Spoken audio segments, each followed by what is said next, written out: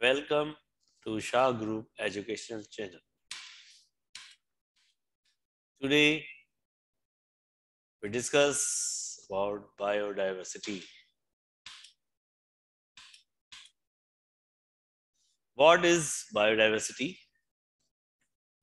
ये वर्ड आपको बहुत जगह मिलता है. Bio means life. Diversity means variations. The variations occur within the species exist on the different region of the earth. दुनिया में पाए जाने वाले हर रीजन के अंदर स्पीशीज में जो वेरिएशंस होती हैं उनकी स्टडी को हम क्या बोलते हैं? This is called biodiversity. Bio means life, diversity means varieties या वेरिएशंस. जो वेरिएशन बेटा देखें, लायन अलग है टाइगर से, टाइगर अलग है पैंथर से, लेपर्ड से, चीते से. इसी तरीके के डॉग है, एलिफेंट है, हॉर्स है. इसी तरीके से बेटा डिफरेंट टाइप के प्लांट्स हैं. ठीक है, वो सब एक दूसरे से अलग अलग हैं. ठीक है, इसको हम बोलते हैं बायोडाइवर्सिटी. बायोडाइवर्सिटी पढ़ाने का मकसद या पढ़ने का मकसद तो इतनी ज्यादा वेरिएशंस को हम क्यों पढ़ रहे हैं? क्योंकि बेटा हमें बायोडाइवर्सिटी से मिलता है fibre, oil, dyes, rubber, water, timber, food, paper. ये तमाम चीजें हमें किससे मिलती हैं? बेटा बायोडाइवर्सिटी से. उसके अलावा फ्यूल भी मिलता है, मेडिसिन भी मिलती हैं, बेम्बूज मिलते हैं. ये तमाम चीजें हमें बायोडाइवर्सिटी से मिलती हैं. उसके अलावा बायोडाइवर्सिटी मीन्स फॉरेस्ट की मदद से पॉल्यूशन कम भी होती है बेटा, जमीन क्लाइमेट स्टेबल रहता है. मेडिसिन और ड्रग का सोर्स भी बेटा क्या है? बायोडाइवर्सिटी है. उसके अलावा ये इस नेचर को, ठीक है बेटा, यानी कि ये हमारी अर्थ को खूबसूरत बनाती है. प्लांट्स के अंदर मुख्तलिफ फ्लावर्स, फ्रूट्स, इसी तरह के मुख्तलिफ बर्ड्स, मुख्तलिफ एनिमल्स, बेटा ये सब बायोडाइवर्सिटी है. और ये हमारी दुनिया को, इस कायनात को खूबसूरत बनाती है. ठीक है, समझ में आ गया? Biodiversity, variations among the life. Why we study diversity? ताकि बेटा हमें मुख्तलिफ रिसोर्सेज मालूम हो सके, मेडिसिन मिल सके, पोल्यूशन कम हो सके और ये दुनिया हमारी खूबसूरत हो सके. Variation in the living organism is called biodiversity. तो बेटा क्लासिफिकेशन, तो classification, we classify the living organisms into groups and subgroups on the basis of similarities and dissimilarities. हम क्या करते हैं? किसी भी जानदारों को बेटा हम क्लासिफाई कर देते हैं ताकि हम उनको पहचान सकें. क्लासिफिकेशन क्यों की जाती है? ताकि बेटा हम उसको पहचान सकें. क्लासिफाई नहीं करेंगे तो बेटा हम किसी भी हम उसको पहचान नहीं सकेंगे. जैसे इंसान है, इंसान को हमने क्लासिफाई कर दिया इनटू किंगडम एनिमेलिया. अब हमें पता है कि इंसानों का ताल्लुक किंगडम एनिमेलिया से है और उसका ताल्लुक जो है फाइलम, जो है हमारा कोर्डेटा, क्लास मेमल्स. तो बेटा हमें पता लग गया कि हमारा ताल्लुक मेमल से. ठीक है, we are mammals and we comes into the kingdom Animalia. ये क्लासिफिकेशन हो गई. इसी तरीके से मुख्तलिफ जानदारों को क्लासिफाई किया जाता है. उसकी स्टडी को क्या बोलते हैं बेटा? क्लासिफिकेशन, ताकि हम पहचान सके. टेक्सोनॉमी, टेक्सोनॉमी साइंटिफिक स्टडी है किसी भी जानदार की, जिसके अंदर हम उसको डिस्क्राइब करते हैं, उसकी आइडेंटिफिकेशन करते हैं, उसकी क्लासिफिकेशन करते हैं और उसका नाम रखते हैं. क्या करते हैं? टेक्सोनॉमी में साइंटिफिक स्टडी है किसी भी जानदार की. कोई भी जानदार हमें मिलता है, हम उसको डिस्क्राइब करेंगे, हम उसको आइडेंटिफाई करेंगे, हम उसको क्लासिफाई करेंगे, हम उसका नाम रखेंगे. टेक्सोनॉमी उसकी स्टडी को बोलते हैं और उसके एक्सपर्ट को टेक्सोनॉमिस्ट बोलते हैं. एमसीक्यूज है, arrangement of organism into groups and सब groups.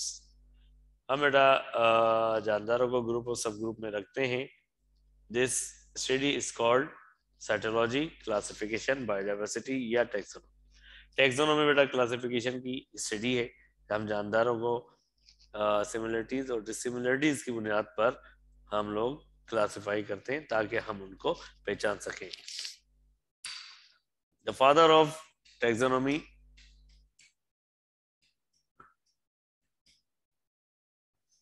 Carlos Linnaeus. Carlos Linnaeus was the father of taxonomy. What are the aims and objectives of classification? Classification के मकासद, क्लासिफिकेशन क्यों करते हैं?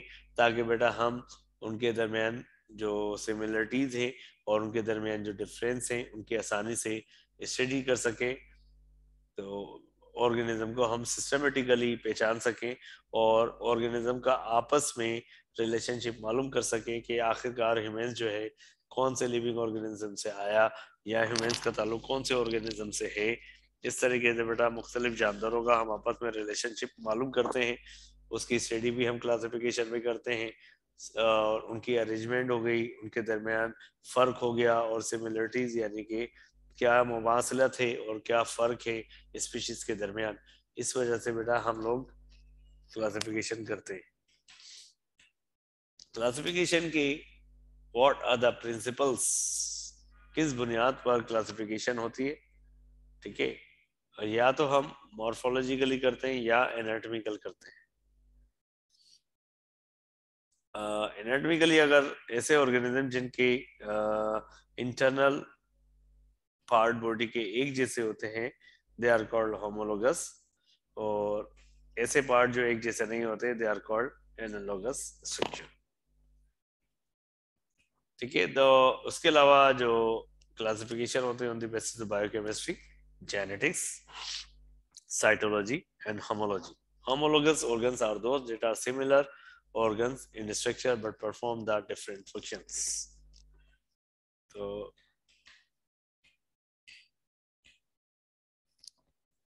टैक्सन और टैक्सोनॉमिक हायरार्की किसको बोलते हैं बेटा? टैक्सा यानी कि जो भी जानदार हैं उनको हम क्लासिफाई के अंदर क्लासिफाई करके ग्रुप में रख देते हैं। वो जो ग्रुप होते हैं बेटा हम उसको बोलते हैं टैक्सॉन या टैक्सा बोलते हैं, ठीक है। जो भी हमने जानदारों को क्लासिफाई किया है उनको क्लासिफाई करके एक ग्रुप में रख दिया जाता है, उस ग्रुप को बेटा क्या बोलते हैं? Taxa, a group into which organism are classified. अब उन ग्रुप को बेटा हम अरेंज करते हैं असेंडिंग या डिसेंडिंग ऑर्डर के अंदर, ठीक है। पहले तो हमने उसको ग्रुप में रख दिया, ग्रुप में रखने के बाद उन ग्रुप को बेटा हम अरेंज करते हैं, असेंडिंग अरेंज करेंगे या डिसेंडिंग अरेंज करेंगे। This is called taxonomic hierarchy. अगर कोई भी पूछे कि टेक्सोनोमिक हायरार्की क्या होती है, the taxa are arrange in ascending या डिसेंडिंग ऑर्डर, ठीक है। टेक्सन क्या होते हैं? जिसमें जानदारों को हम ग्रुप में रख देते हैं, दे आर कॉल्ड टेक्सोन। तो तो बेटा टेक्सोन देखें, सबसे बड़ा जो ग्रुप है वो है हमारा किंगडम, फिर फाइलम या division. Phylum use for the animals and division use for the plants. Classes, order, family, genus and species, this is the descending order.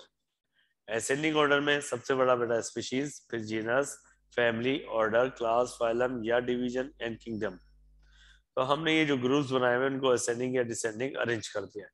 तो बेटा डिसेंडिंग लिहाज से सबसे बड़ा जो रैंक है वो किंगडम है, और सबसे छोटा जो बेटा रैंक है वो है स्पीशीज। तो species is the smallest and basic unit of classification, and kingdom is the largest rank of classification. तो एमसीक्यूज ये काफी दफा आया हुआ है, तो smallest unit of classification is, तो आंसर क्या होगा? Species is a similar species combined to form genus, and closely related genus to form family, and closely related family to form order, and closely related order to come into class, and closely related class comes into phylum or division, and closely related phylum into the kingdom.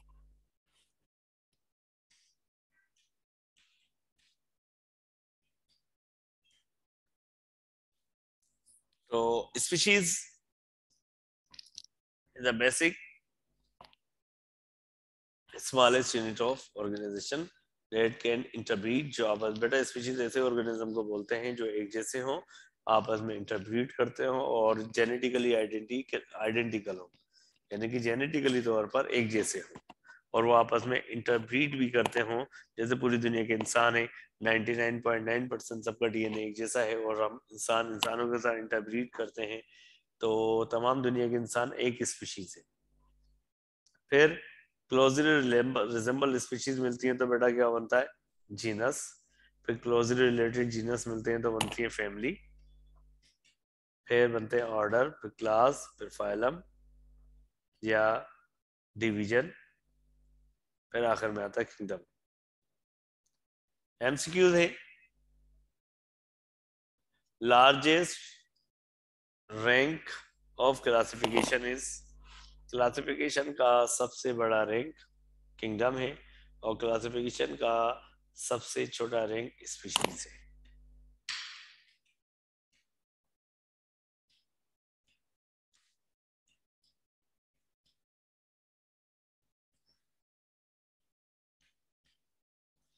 तो five kingdom theory बनने से पहले पहले to kingdom theory थी, यानी तमाम जानदारों को classify किया गया था दो किंगडम के अंदर, किंगडम प्लांटी और किंगडम एनिमल्स में, on the basis of presence और एब्सेंस ऑफ सेल वॉल। जिनके पास सेल वॉल थी उनको हमने क्लासिफाई कर दिया किंगडम प्लांटी में, और जिन ऑर्गेनिज्म के पास यानी कि सेल वॉल नहीं थी उनको हमने क्लासिफाई कर दिया किंगडम एनिमल में। फिर प्रॉब्लम्स आई कि बहुत सारे ऑर्गेनिज्म एडजस्ट नहीं हो पा रहे थे। फॉर एग्जांपल अमीबा है, अमीबा यूनिसेलुलर है लेकिन एनिमल्स के साथ रखा हुआ था तो एनिमल्स मल्टी सेलुलर है। एलजी को प्लांट के साथ रखा हुआ था, एलजी जो है वो पानी में होते हैं, प्लांट जमीन पर होते हैं ज्यादातर। ठीक है, थेलोफाइट्स का भी फर्क है। इसी तरीके से फंगस के पास सेल वॉल तो है लेकिन एनिमल्स की तरह वो हेटरोट्रोफ्स है। ठीक है, तो फिर तीसरा किंगडम इंट्रोड्यूस करवाया गया। अर्नेस्ट हेकल ने, साइंटिस्ट अर्नेस्ट हेकल, उसने थर्ड किंगडम प्रोड्यूस करवाया। तो उसने जो ऑर्गेनिज्म थे जो कि फिट नहीं हो रहे थे प्लांट और एनिमल्स में, उनको किंगडम प्रोटिस्टा में रखा गया। फिर फोर किंगडम आया। Four kingdom classification was propose by Copeland. तो उसने पहला किंगडम बनाया मोनेरा, जिसके अंदर बेटा ऐसे ऑर्गेनिज्म को रख दिया जिनके पास न्यूक्लियस नहीं होते, for example bacteria and cyanobacteria. तो दूसरा किंगडम था प्रोटिस्टा, उसके अंदर उन्होंने एल्गी और फंजाई को रख दिया और प्रोटोजोआ को रख दिया, कि ऐसे ऑर्गेनिज्म जो यूनिसेलुलर भी थे और मल्टीसेलुलर भी थे लेकिन उनके पास न्यूक्लियस मौजूद था। तो algae, fungi and protozoa are placed into the kingdom Protista. फिर किंगडम मेटाफाइटा, इसके अंदर ब्रायोफाइट, एंजियोस्पर्म, जिम्नोस्पर्म, जितने भी मल्टीसेलुलर प्लांट्स है उसको किंगडम मेटाफाइटा में रखा गया। और किंगडम मेटाजोआ के अंदर सारे यूकैरियोटिक मल्टीसेलुलर एनिमल्स को उन्होंने रखा, जैसे इनवर्टिब्रेट्स और वर्टिब्रेट्स।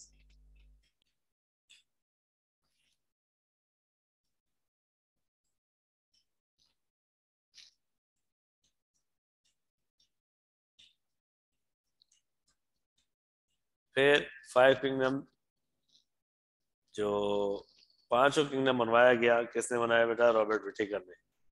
पांचवा किंगडम किसने बताया बेटा? रॉबर्ट विटेकर ने। Kingdom Monera, kingdom Protista, kingdom Fungi, kingdom Plantae, kingdom Animalia. Five kingdom concept given bye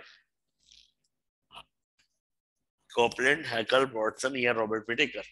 तो बेटा पांच किंगडम थ्योरी बताई रॉबर्ट विटेकर ने, फोर किंगडम थ्योरी बताई कॉपलैंड ने, थ्री किंगडम बताई हैकल ने। ठीक है, Copeland propose the four kingdom, Haeckel propose the three kingdom, and Robert Whittaker proposed the five kingdom theory. Robert Whittaker classified the all living organism into the five kingdom. Virus,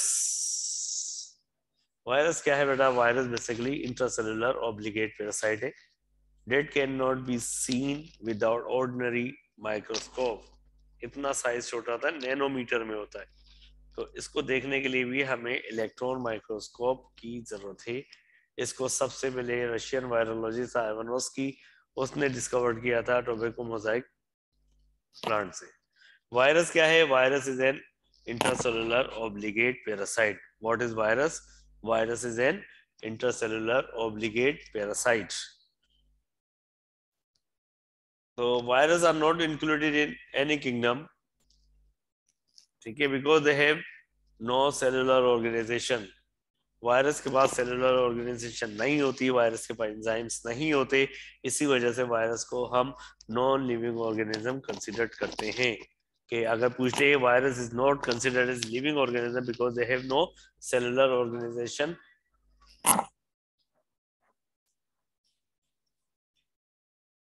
MCQs है, virus considered living due to, अब virus को living भी consider करते हैं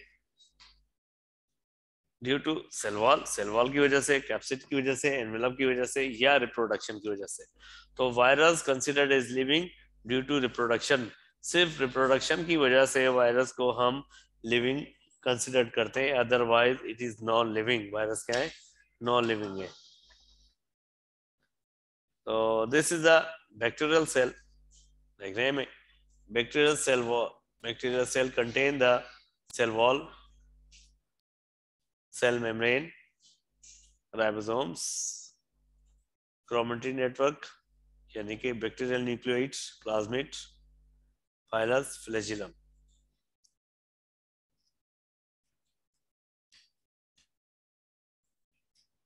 What is binomial nomenclature?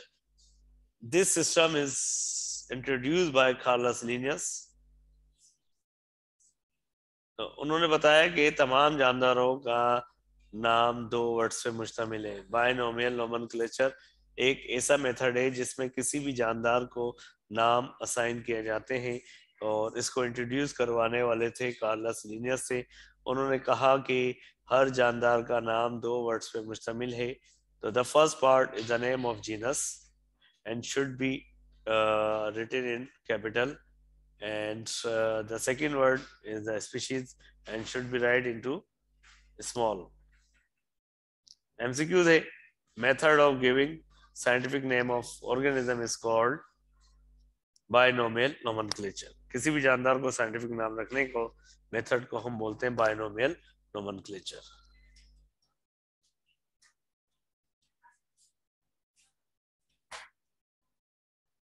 तो what is bio conservation?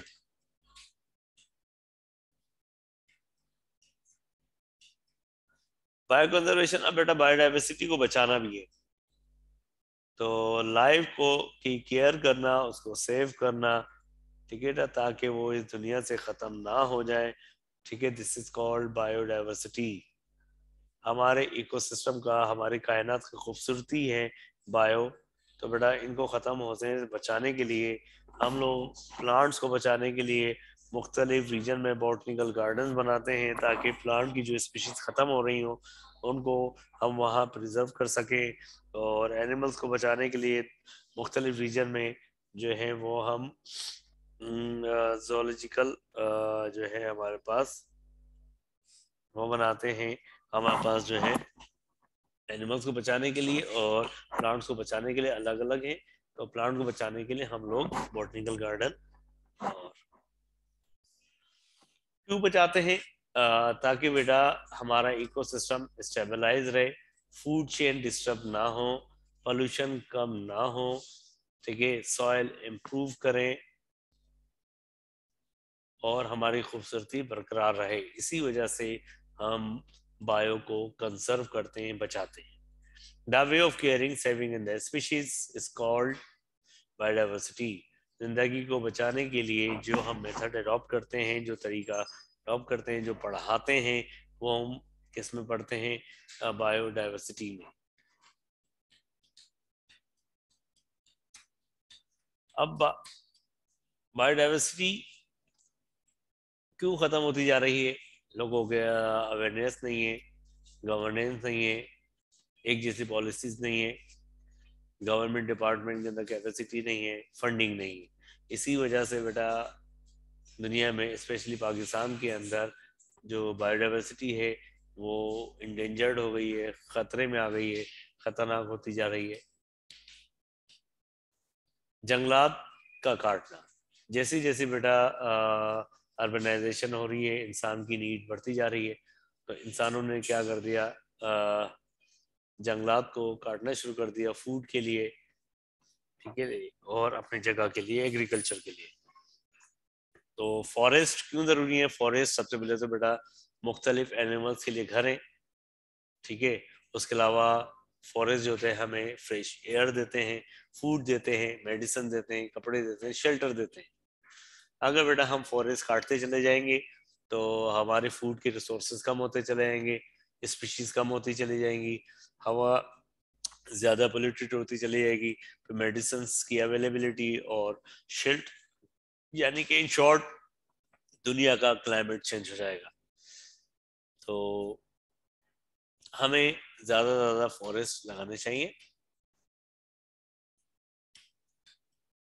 तो deforestation की reason urban development, cultivation, grazing, timbers, roads, इन तमाम चीजों के लिए बेटा जंगलात काटे जा रहे हैं। अब इफेक्ट्स, ग्रीन हाउस गैसेज बढ़ती जा रही हैं, सॉइल इरोजन, मिट्टी ट्रांसफर इधर से उधर होते जा रही है, सैलाब आते जा रहे हैं, कम से कम बारिशें होती जा रही हैं, वाइल्ड लाइफ के लिए हैबिटाट खत्म होते जा रहे हैं और हमारा पूरा इकोसिस्टम डिस्टर्ब हो गया। एक्सटेंट स्पीशीज वो होती हैं जो करे अर्थ से बेटा खत्म हो चुकी होती हैं, उनके सिर्फ नाम या उनके सिर्फ स्ट्रक्चर रह गए, they are called extant species. और इंडेंजर्ड स्पीशीज वो स्पीशीज होती हैं जो कि नियर टू एक्सटेंट, खत्म होने के करीब है। For example green sea turtle, snow leopard, Marco Polo मार्कोड, ठीक है, और इंडस डॉल्फिन, ये सारे क्या बेटा इंडस हमारे पास इंडेंजर्ड स्पीशीज है। Thank you very much.